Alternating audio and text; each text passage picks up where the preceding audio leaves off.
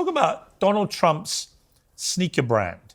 So he announces at this event the other day that he's selling a pair of gold sneakers, and somebody bought them. Roman Sharf, a founder and CEO of Luxury Bazaar, bid $9,000 for a signed pair. He was shamed for being a Russian oligarch. What do we think of this, Esther? Would you have paid $9,000 for Trump's signed gold sneakers? I would, actually, because he can sell it for probably 10 times that amount. Yeah, I thought it was a bargain. James, Yeah, exactly. would you buy it? I can see you. No, absolutely not. Your kind of colour? They're disgusting. You don't have to wear them. It's about the commercial value. What do you think of the person who bought them? I mean, I'm very happy for him if he wants to spend that much money on something as ridiculous as a pair of shoes, but that seems like a waste of money. You could probably get your house done for that. It's an investment. Is it an investment? It is an investment, Is seriously. I would take it, yeah. I just Well, I'll tell you what, James, you can tell him yourself, because Roman Sharf is joining us. He's on his way to Mar-a-Lago right now to meet Donald Trump. No way. Roman, great to see you. Thank you very much for joining us, Citizen. As well. According to one of my guests tonight, it's absolutely disgusting what you've done, paying $9,000 for these sneakers. Your response, please. Well, first and foremost, I didn't realize the internet and the media was going to throw up over a sneakerhead buying a pair of sneakers. I am a sneakerhead. I'm a big Trump fan. And I put the two together and I said, you know what? $9,000 is not a bad price. I've already been offered $20,000 for them just to be on the record. Of course, I bet it's worth a lot more. I mean, look, are you, for the record, a Russian oligarch? You don't look like one. Don't sound like one. Well, close. I was born in Ukraine, actually. I am an American. I'm a U.S. Army veteran. And I looked at my bank account this morning just in case. And no, it doesn't seem to match the Russian oligarch status. You're actually a U.S. military. Not enough. You're a military vet, American military vet. So when people have been spewing all their bile, as they do with anything to do with Trump, without knowing actually about your record of service to your country in America, how do you feel about that? They saw Russian Trump. And they went off. Yeah. Your Daily Mail UK, the ones that dubbed me the Russian oligarchs, they have since apologized and changed the title to Ukrainian businessman. How about just a man? You guys were talking about identities here shortly. I was listening, and just a man that likes sneakers, that likes Trump, that bought a pair of sneakers, and the world went crazy. End result, however, is I get to meet Donald Trump. It's that's amazing. the thing I was going to ask you, because I've been to Mar-a-Lago. I know Donald Trump very well. I talked to him the other night, actually. What are you going to say to him when you see him?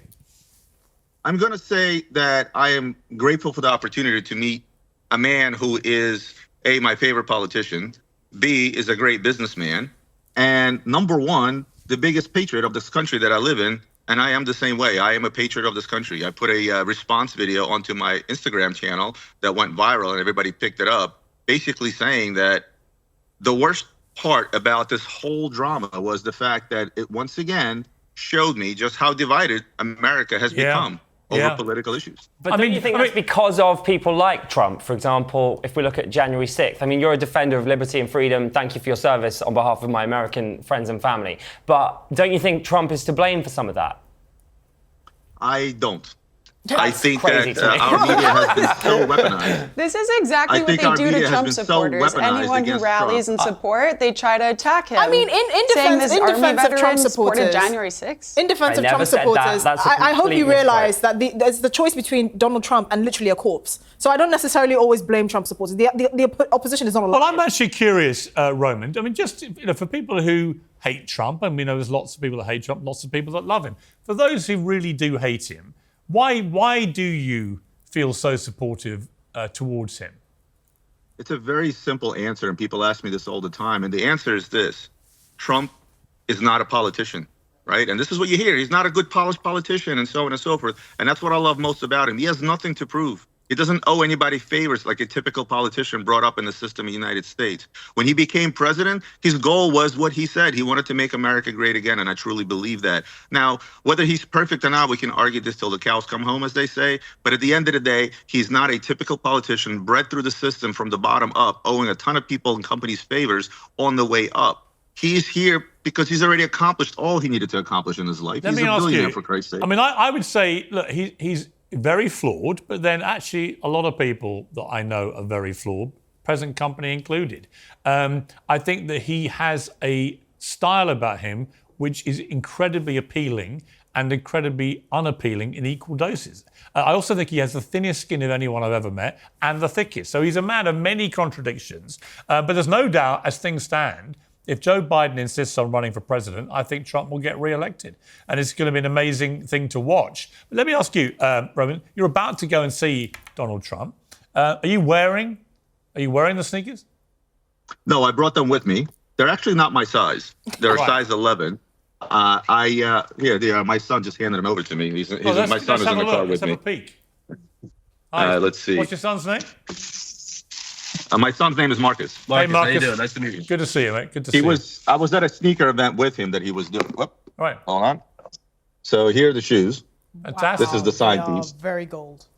Signed by They're Donald very, J. very Trump. Donald Trump. Let's say that. Signed with, and I can tell that's his signature because he signs them all with the big black Sharpies. He carries a whole wad of them. He has a beautiful signature. Yeah. And what are you going to, when you see him, what are you going to say to him, Roman? I'm going to have a casual conversation with him. I mean, not many men get an opportunity to meet with a sitting or future president of the United States of America. And my number one question is going to be off record, guys, please tell me what you're doing and what the plan is to win this following election, because we need you. Okay, well, listen, great of you to break off from your epic journey with the boots. Just send him a message from me. It was good to talk to him the other night. So your old mate Piers, Donald, is ready to come to Mar-a-Lago for round 2 of the interview that rocked the world. So put a good word in for me, Roman. You're my big contact right now. Absolutely will do. Just on a personal note, I'm a big fan of yourself. I've been watching you for quite a while, so thank you so much for having me on your show. This is Roman, it's a pleasure. Great to have you. Thank you very much. And your son, Marcus.